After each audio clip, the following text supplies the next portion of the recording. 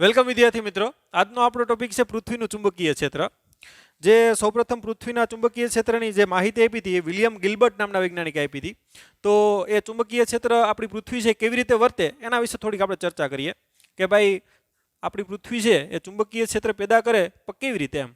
તો આ એક પૃથ્વી છે આપણી. પૃથ્વીના અલગ અલગ 3 લેયર છે, આમ જોઈએ તો 4 છે પણ મુખ્ય 3 લેયર છે. એમાં જે પહેલું લેયર છે એ ઘન અવસ્થામાં છે, જે Fe અને Ni એટલે કે લોખંડ અને નિકલ એ ટૂંકમાં છે. પૃથ્વીની જે ત્રિજ્યા છે 6400 કિલોમીટર છે. 1300 કિલોમીટર સુધી ટૂંકમાં Fe અને Ni છે એ ઘન અવસ્થામાં છે. ત્યારબાદ જે લેયર આવે છે એ પ્રવાહી આવે છે,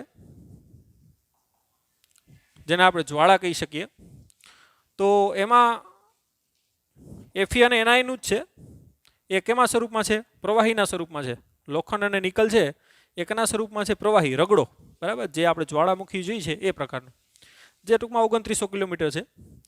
ત્યારબાદ જે આવે છે એ મોટા મોટા જે આપણે ખ્યાલ છે ખડકો, બરાબર, ઘન અવસ્થામાં આવે છે ખડકો. જે આ એ ખડકો પછી જે આપણું 40 કિલોમીટરનું જે ઉપર રેતી છે, માટી છે, આ છે ઉપરનું ક્રસ્ટ લેયર કહેવાય, જે માત્ર ઉપરનું 40 કિલોમીટરનું છે. આમ પૃથ્વી ટૂંકમાં 4 લેયરમાં બનેલી છે, મુખ્ય 3 પણ આમ 4 લેયર. આને સોલિડ, આને મેન્ટલ બોલાય, આને ક્રસ્ટ બોલાય, અને લાસ્ટનું ટૂંકમાં છે એ ક્રસ્ટ એમ, બરાબર. તો હવે આ જે ટૂંકમાં પ્રવાહી સ્વરૂપમાં જે છે પૃથ્વી છે આપણી, કે પોતાની ધરી ઉપર આપણે ખ્યાલ છે કે ભ્રમણ કરે છે. તો આ રગડો છે એ પણ પૃથ્વીની સાથે શું કરે? ભ્રમણ કરે. હવે રગડામાં શું હોય તો કે આયન હોય, ધન આયન અને ઋણ આયન. તો પૃથ્વી જેમ ભ્રમણ કરે એમ આયન શું કરે? ભ્રમણ કરે. ને આયનમાં શું હોય? વિદ્યુત ભાર એમ. તો ટૂંકમાં પ્રવાહ રચાય. અને પ્રવાહની આસપાસ આપણે ખ્યાલ છે, ઓસ્ટેડ નામના વૈજ્ઞાનિકે આપણે સૌપ્રથમ માહિતી આપી કે પ્રવાહની આસપાસ એક પ્રકારનું શું હોય? ચુંબકીય ક્ષેત્ર. આમ પૃથ્વી ભ્રમણ કરવાથી એનો જે રગડો છે એટલે કે વિદ્યુતભાર છે એ ભ્રમણ કરે, અને વિદ્યુતભાર ગતિ કરે એટલે શું રચાય? વિદ્યુત પ્રવાહ રચાય, અને એ પ્રવાહને કારણે ચુંબકીય ક્ષેત્ર પેદા થાય, અને એ ચુંબકીય ક્ષેત્ર એટલે પૃથ્વીનું ચુંબકીય ક્ષેત્ર. તો આ જે ચુંબકીય ક્ષેત્ર છે એની સૌપ્રથમ માહિતી વિલિયમ ગિલ્બર્ટ નામના વૈજ્ઞાનિકે આપી. ત્યારબાદ હવે આ પૃથ્વીનું ચુંબકીય ક્ષેત્ર કેવું છે, એની પોઝિશન કેવી છે, પૃથ્વીનો ઉત્તર ધ્રુવ અને દક્ષિણ ધ્રુવ છે એની પોઝિશન શું છે, પૃથ્વીનું જે ચુંબકીય ક્ષેત્ર છે ને એ 10⁻⁵ ટેસ્લાના ક્રમનું છે, બરાબર. તો હવે આપણે પૃથ્વીના ચુંબકીય ધ્રુવોની, બરાબર, પોઝિશનની આપણે ચર્ચા કરવાના છે. તો એના માટે આપણે આકૃતિ દોરીએ. તો એના માટે પહેલાં તો અક્ષાંશ અને રેખાંશ આ બે શબ્દો છે એ પહેલાં તો સમજવા પડશે, ત્યારબાદ તમે એની પોઝિશન વ્યવસ્થિત રીતે કહી શકો. તો પહેલાં તો અક્ષાંશ અને રેખાંશ જોઈએ. તો આ પૃથ્વી છે, ધ્યાન આપજો. આ સ્ટાન્ડર્ડ રીતે આ પૂર્વ કહેવાય, એને ઈસ્ટ, આ વેસ્ટ એટલે કે પશ્ચિમ, આ ઉત્તર, અને આ દક્ષિણ. આને ભૌગોલિક ઉત્તર કહેવાય, ધ્યાન આપજો. પૃથ્વીનો ઉત્તર એટલે કે ભૌગોલિક ઉત્તર. એવી રીતે આ ભૌગોલિક દક્ષિણ, આ ભૌગોલિક પૂર્વ, અને ભૌગોલિક પશ્ચિમ. ઓકે. હવે અહીંથી પૃથ્વીને તમે કટ કરી નાખો તો આ રીતનું તમને મળે. ઓકે. તો આ જે લાઈન છે ને એ 0 ડિગ્રીની છે. ત્યારબાદ ટૂંકમાં અહીંથી તમે ખૂણો બનાવો, આ 1 ડિગ્રીનો ખૂણો બને સપોઝ, આ 2 ડિગ્રીનો ખૂણો બને, આ 3 ડિગ્રીનો, ખ્યાલ આવ્યો? એવી રીતે આ 90 ડિગ્રીનો, બરાબર. પછી આ 91, આ 92, આવી રીતે 180. તો આ જે છે ને એને અક્ષાંશ બોલાય. આ જે ખૂણો બને ને એને શું બોલાય? અક્ષાંશ. આ ટૂંકમાં 1 અક્ષાંશ કહેવાય. પછી અહીંથી આ ખૂણો બને 2 અક્ષાંશ, 3 અક્ષાંશ, એવી રીતે 90 અક્ષાંશ. પછી અહીંથી અહીં બને એ 180. તો એને આ રીતે પણ દર્શાવી શકાય. જો આ જે લાઈન છે ને એ 1 અક્ષાંશ કહેવાય. પછી આ 2 અક્ષાંશ અહીંયા આવે, બરાબર. આ બાજુનું છે એવી રીતે, આવી રીતે પણ તમે એને દર્શાવી શકો. ધ્યાન આપજો, આવી રીતે ગોળ થાય, ખ્યાલ આવ્યો? જામ. ઓકે. તો આ છે અક્ષાંશ. ક્યાંથી ક્યાં સુધી હોય તો કે 0 થી લઈ અને 180. કઈ બાજુ તો કે નોર્થ. ખ્યાલ આવ્યો? દાખલા કે આ કોઈ પોઈન્ટ છે, એને આપણે કીધું કે ભાઈ આ પોઈન્ટ છે 4 અક્ષાંશ છે, તો આમ લખવાનું થાય 4 ટૂંકમાં અક્ષાંશ પર કઈ સાઈડ?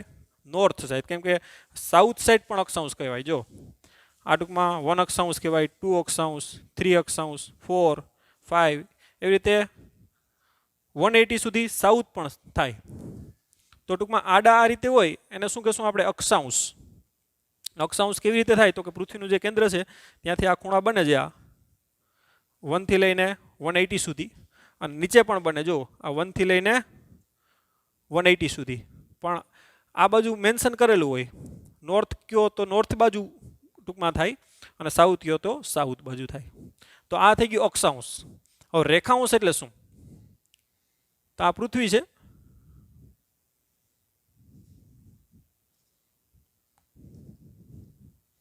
આ ઈસ્ટ, વેસ્ટ, નોર્થ અને સાઉથ. હવે આ જે રીતે લાઈન પાસ થાય આવી રીતે આમ,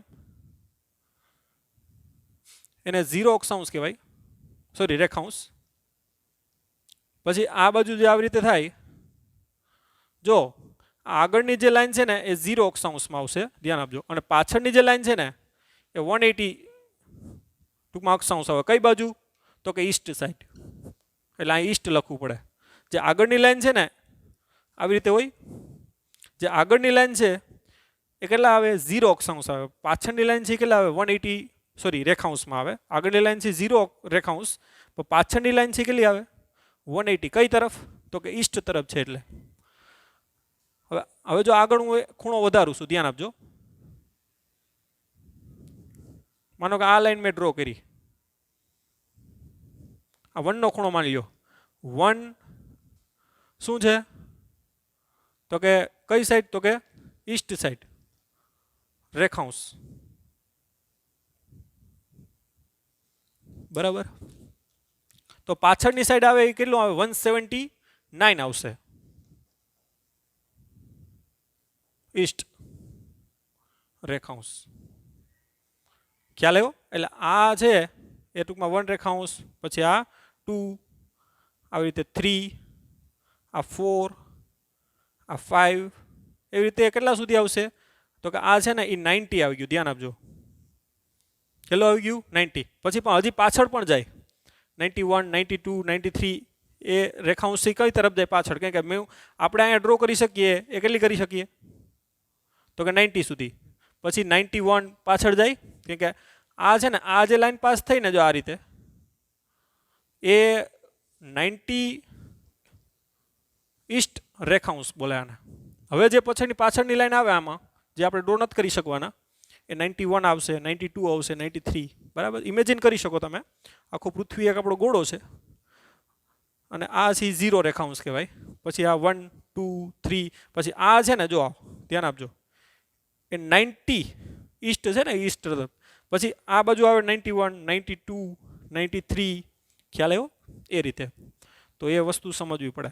તો આ રીતે પહેલાં તો બે વસ્તુની ખબર હોવી જોઈએ કે આ રીતે આપણે ઉત્તર તરફ અને દક્ષિણ તરફ બંને સાઈડ આપણે અક્ષાંશને વ્યાખ્યાયિત કરી શકીએ. અને આ બાજુ કરો, જો આ બાજુની લાઈન લ્યો તમે, તો આ લાઈન સપોઝ કે એને આપણે એમ કહી શકીએ કે ભાઈ 40 રેખાંશમાં કઈ તરફ? વેસ્ટ તરફ છે. કે વેસ્ટ તરફ લીધું. જો 0 થી ટૂંકમાં 180 પૂર્વ તરફ થાય, અને 0 થી 180 કઈ તરફ થાય? તો કે પશ્ચિમ તરફ થાય. તો પશ્ચિમ હોય તો અહીં W લખવાનું થાય. W એટલે વેસ્ટ, એટલે કે પશ્ચિમ. જે આ છે મેન લાઈન, ધ્યાન આપજો, જે આ લાઈન છે એ 0 ની લાઈન છે. હવે આ બાજુ કરો તો પૂર્વ તરફ કહેવાય, અને આ બાજુ આવી રીતે ઊભી લાઈન ગોલ આ રીતે કરો આમ, તો એ કઈ તરફ થાય? પશ્ચિમ તરફ, એટલે વેસ્ટ તરફ. તો એ ખાસ આપણે ખ્યાલ હોવો જોઈએ. હવે પૃથ્વીનું ચુંબકીય ક્ષેત્ર કેવું છે, એના પૃથ્વીના ચુંબકીય ક્ષેત્રના ઉત્તર ધ્રુવ અને દક્ષિણ ધ્રુવ કઈ પોઝિશનમાં છે એની હવે ચર્ચા કરીએ. તો એ પહેલાં આપણે આ ખબર હોવી જોઈએ. જે સમાજ વિદ્યામાં આપણે આગળ ભણી ચૂક્યા છે, પણ ઘણાને યાદ ના હોય, એટલે આપણે ચર્ચા આની કરી લીધી છે. જીઓગ્રાફીમાં આપણે આ જ ભણ્યા છે. ઓકે. પૃથ્વીનું ચુંબકીય ક્ષેત્ર કેવી રીતે અસ્તિત્વમાં છે એની આપણે ચર્ચા કરી. ત્યારબાદ રેખાંશ અને અક્ષાંશ શું છે એની ચર્ચા આપણે કરી. હવે પૃથ્વીનું ચુંબકીય ક્ષેત્ર કેવું છે એ આપણે જોઈએ કે એના ઉત્તર અને દક્ષિણ કઈ રીતે છે. આ ભૌગોલિક ઉત્તર છે, આ પૃથ્વીનો ભૌગોલિક શું છે દક્ષિણ છે. પૃથ્વીનું ચુંબકીય ક્ષેત્ર જે છે એ આ રીતે થોડુંક ઢળેલું છે. કેટલાના ખૂણે? તો કે 11.3 ખૂણે. ટૂંકમાં આ ભૌગોલિક જે ઉત્તર છે ને એની સાથે કેટલો 11.3 ખૂણે શું છે ઢળેલું છે. કારણ કે પૃથ્વી છે એ આપણે ખ્યાલ છે એની ધરી ઉપર નમેલી છે. તો પૃથ્વીનું જે ચુંબકીય ક્ષેત્ર છે ને એ ટૂંકમાં આ રીતે નથી, આમ ઉત્તર સાથે ઉત્તર અને દક્ષિણ સાથે દક્ષિણ નહીં, પણ એની સાથે શું છે આવી રીતે નમેલું છે આ રીતે. ઓકે, અને આ જે ખૂણો છે કેટલો છે 11.3 ખૂણો છે. હવે જ્યાં પૃથ્વીનો દક્ષિણ છે ભૌગોલિક, ત્યાં પૃથ્વીના ચુંબકનો શું છે ઉત્તર છે, અને જ્યાં પૃથ્વીનો શું છે ઉત્તર છે ત્યાં ચુંબકનો શું છે દક્ષિણ છે. બરાબર. તો આ ખાસ આને ચુંબકીય ઉત્તર બોલાય અને આ ચુંબકીય શું બોલાય દક્ષિણ. ને આ જે લાઈન થાય તો અહીંયા જે આવશે ધ્યાન આપજો, એને આપણે SM પણ નામ આપી શકીએ, મેગ્નેટિક સાઉથ. એટલે પૃથ્વીનો ટૂંકમાં જે સાઉથ ચુંબકનો જે સાઉથ છે એ પૃથ્વીના સાઉથની આધાર અહીંયા આવે એમ. વાસ્તવમાં ધ્યાન આપજો, અહીંયા એક પ્રકારનું શું છે આપણે સિમ્બોલિકલી સ્વીકારેલું છે, બાકી પૃથ્વીનો તો શું છે અહીંયા ઉત્તર છે. પણ અહીંયા આ રીતે લખી શકીએ કે ભાઈ પૃથ્વીનો અહીંયા શું છે, પૃથ્વીના ચુંબકનો શું છે અહીંયા ઉત્તર છે, સોરી દક્ષિણ છે એમ. એટલે આને ચુંબકીય દક્ષિણ બોલાય. પણ ચુંબકીય દક્ષિણ છે અહીંયા વાસ્તવમાં તો ચુંબકનો શું છે ઉત્તર છે. ખ્યાલ આવ્યો? પૃથ્વીના ચુંબકની ઉત્તર ધ્રુવ છે, પણ અહીંયા જે લાઈન લંબાવો એને આપણે SM નામ આપ્યું. આ એક દ્વિધા છે સિમ્બોલિકલી, તો એ આપણે સ્વીકારેલી છે. બરાબર. તો અહીંયા ચુંબકનો શું છે દક્ષિણ છે. બરાબર, આ પોઝિશન. અને આ લાઈન આગળ લંબાવો અહીંયા, તો આને આપણે કહેશું NM. એટલે ચુંબકનો શું છે ઉત્તર એમ. એટલે આને આપણે ચુંબકીય ઉત્તર કહેશું. બરાબર. ત્યાં પૃથ્વીના ચુંબકનો તો દક્ષિણ જ છે, પણ આપણે નામ આપેલું છે આનું ચુંબકીય ઉત્તર, એટલે મેગ્નેટિક નોર્થ. NM નો મતલબ શું થાય મેગ્નેટિક નોર્થ. SM નો મતલબ શું થાય મેગ્નેટિક સાઉથ. ઓકે, તો આને ચુંબકીય દક્ષિણ બોલાય અને આને શું બોલાય ચુંબકીય ઉત્તર બોલાય. તો હવે એની પોઝિશનની વાત કરવાની છે કે એની પોઝિશન ક્યાં આવેલી છે. ઓકે, તો પહેલી ચર્ચા આપણે શું કરી કે પૃથ્વીનું જે ચુંબક છે 11.3 ખૂણે નમેલું છે. આને આપણે ચુંબકીય દક્ષિણ બોલશું, આને આપણે શું બોલશું ચુંબકીય ઉત્તર. હવે એના સ્થાનની ચર્ચા કરીએ આપણે. તો આ જે છે એ 70 ટૂંકમાં 9.74 આ ઈસ્ટ, આ વેસ્ટ, આ નોર્થ અને સાઉથ. ધ્યાન આપજો અક્ષાંશ લખ્યા મેં. અને રેખાંશની વાત કરીએ તો એ છે 71.8. કઈ તરફ છે તો કે વેસ્ટ તરફ છે. એટલે ધ્યાન આપજો. અક્ષાંશ એટલે ખ્યાલ છે કે આ છે એ 0 અક્ષાંશ કહેવાય. આવી રીતે 1 અક્ષાંશ 2 અક્ષાંશ એવી રીતે જે આ લાઈન આવે છે એ કેટલાની આવે છે તો કે 79.74. કઈ તરફ છે તો કે મેં કીધું એમ કે ઉત્તર તરફ છે. એટલે અહીંયા શું લખ્યું આપણે N.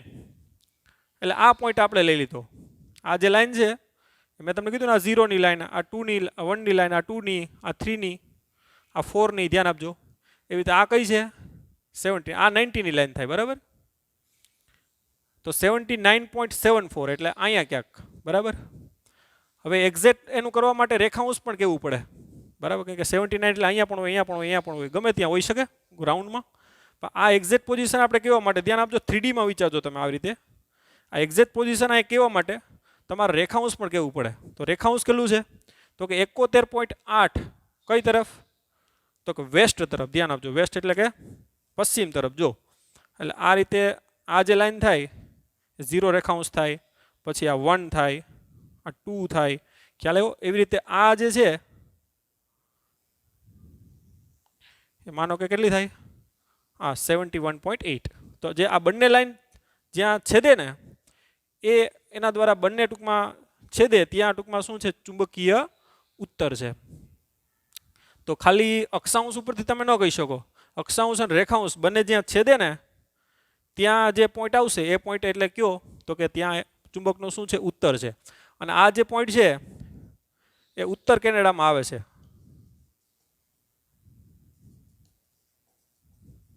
ત્યાં ટૂંકમાં જે પોઈન્ટ આવે છે ને એ શું છે ઉત્તર કેનેડા છે.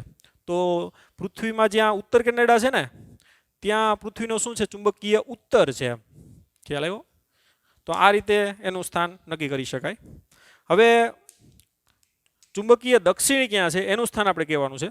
તો ચુંબકીય દક્ષિણ છે એ ટૂંકમાં 79 પોઈન્ટ આની જેમ જ છે 79.74.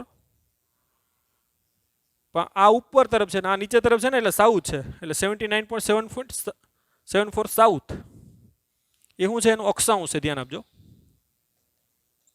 અને 108 તમારી બુકમાં 180 લખ્યું, ત્યાં ચેન્જ કરી નાખજો 108.22. બરાબર. કઈ તરફ છે તો કે ઈસ્ટ તરફ લીધું છે. આ શું છે એનું રેખાંશ.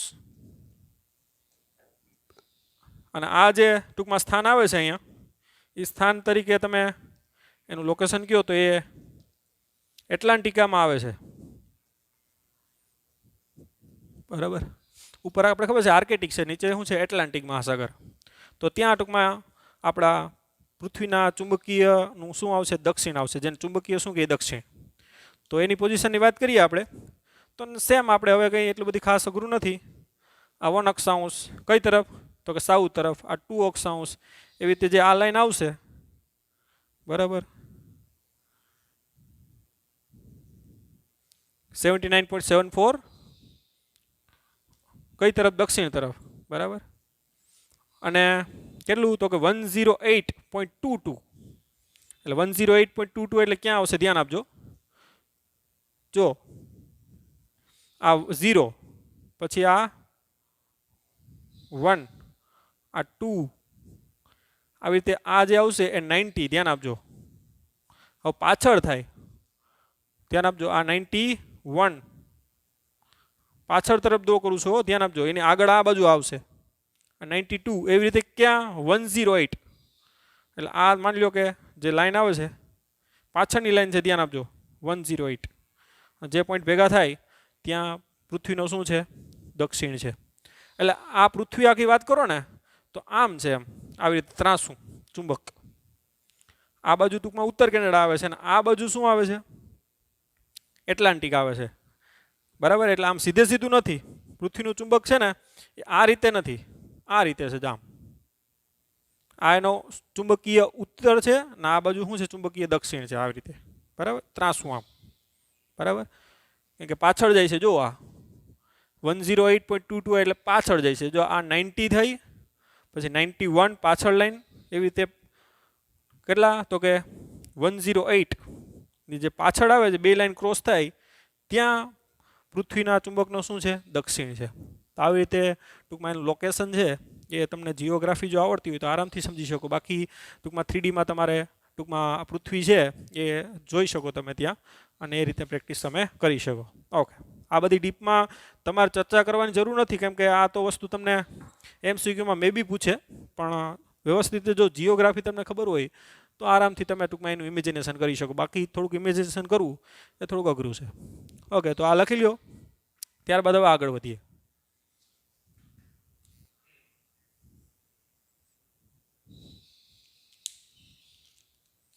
આ પૃથ્વી, આ ભૌગોલિક ઉત્તર, આ ભૌગોલિક દક્ષિણ, પૂર્વ, પશ્ચિમ. આપણું પૃથ્વીનું જે ચુંબકીય ક્ષેત્ર ચુંબક છે એ 11.3 ખૂણે નમેલું છે જે આપણે જોયું. અહીંયા પૃથ્વીના ચુંબકનો ઉત્તર છે, અહીંયા દક્ષિણ છે.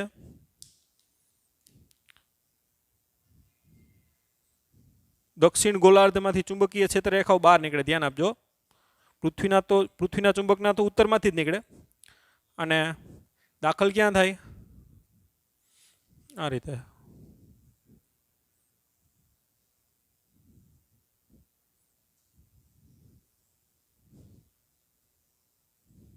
પૃથ્વીના ચુંબકીય ક્ષેત્રને કારણે ઘણા પ્રકારના જે રેડિયેશન આવે છે તારાઓમાંથી, એ રેડિયેશનનો ઉપર દ્વારા આપણે પૃથ્વીના ચુંબકીય ક્ષેત્ર દ્વારા બચી શકીએ. તો આ પણ એક ઇન્ટરેસ્ટિંગ ટૂંકમાં મેટર છે. ઓકે, તો ઉત્તરમાંથી આપણે ખ્યાલ છે ક્ષેત્રરેખાઓ બહાર નીકળે અને દક્ષિણમાં દાખલ થાય, અથવા તો એમ પણ કહી શકો કે પૃથ્વીના દક્ષિણ ગોળાર્ધમાંથી ચુંબકીય ક્ષેત્રરેખાઓ બહાર નીકળે અને પૃથ્વીના ઉત્તર ગોળાર્ધમાં ચુંબકીય ક્ષેત્રરેખા શું થાય? દાખલ થાય. એ પણ તમે વાંચેલું હશે. ઓકે, ત્યારબાદ આગળ વાત કરીએ આપણે. આને ભૌગોલિક વિષુવવૃત્ત બોલાય, અથવા જે લાઈન છે એને ભૌગોલિક વિષુવરેખા બોલાય.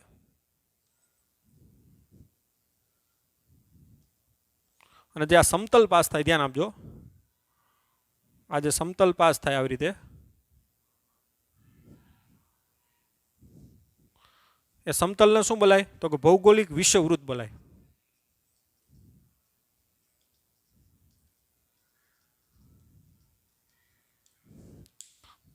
બરાબર. આ જે છે પૃથ્વીનું જે છે ને ભૌગોલિક રેખામાંથી જે સમતલ પાસ થાય આ રીતે, એને શું બોલાય? ભૌગોલિક વિષુવવૃત્ત. આ છે એને ભ્રમણઅક્ષ કહીએ આપણે, અથવા તો ભૌગોલિક અક્ષ પણ બોલાય એને, ભૌગોલિક રેખા. અને જે એમાંથી સમતલ પાસ થાય, ધ્યાન આપજો, આવી રીતે એક સમતલ બને ને, અહીંથી કાપી નાખો તો એક ભાગ આવે, એને શું બોલશું આપણે? ભૌગોલિક વિષુવવૃત્ત, સોરી ભૌગોલિક મેરિડિયન બોલાય. ઊભું હોય એને મેરિડિયન બોલાય, આડું હોય એને વિષુવવૃત્ત બોલાય. એટલે આને શું બોલશું? ભૌગોલિક મેરિડિયન. ઓકે, ધ્યાન આપજો. આ પૃથ્વી વ્યવસ્થિત રીતે આ રીતે થોડુંક કલરની પેન દ્વારા દોરજો એટલે ખ્યાલ આવે. ઓકે, હવે આ જે છે એને આપણે ચુંબકીય અક્ષ કહેશું. ધ્યાન આપજો, ચુંબકમાંથી પાસ થાય એટલે ચુંબકીય અક્ષ બોલાય એને. અને આ જે રેખા છે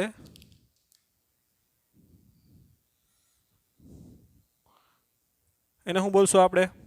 ચુંબકીય વિષુવવૃત્ત બોલશું. ત્યાં જો ભૌગોલિક રેખ છે એને ભૌગોલિક વિષુવરેખા બોલશું, અને ચુંબકીય વિષુવરેખા બોલે, કેમ કે અહીંથી 90 ડિગ્રીથી બોલી ને આપણે દોરી, બરાબર. આને શું બોલશું? ચુંબકીય વિષુવરેખા. અને જે એમાંથી આ સમતલ પાસ થાય, ધ્યાન આપજો,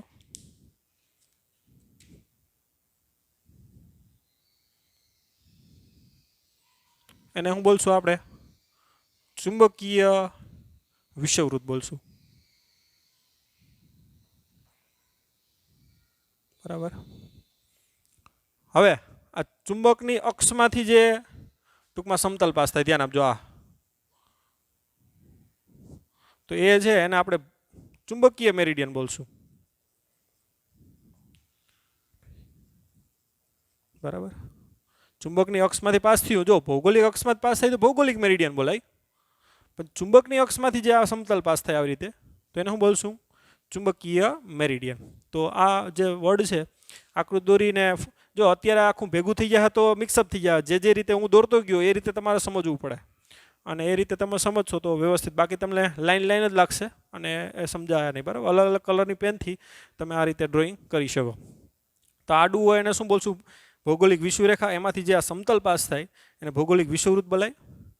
અને ઊભું છે એ ભૌગોલિક અક્ષમાંથી જે પાસ થાય અથવા ભૌગોલિક રેખામાંથી એને ભૌગોલિક મેરિડિયન બોલાય. ચુંબકમાં જ થાય તો ચુંબકીય મેરિડિયન બોલાય. બરાબર. તો આ થઈ ગયું ભૌગોલિક મેરિડિયન અને ચુંબકીય મેરિડિયન. ઓકે, આ ડ્રો કરી લ્યો.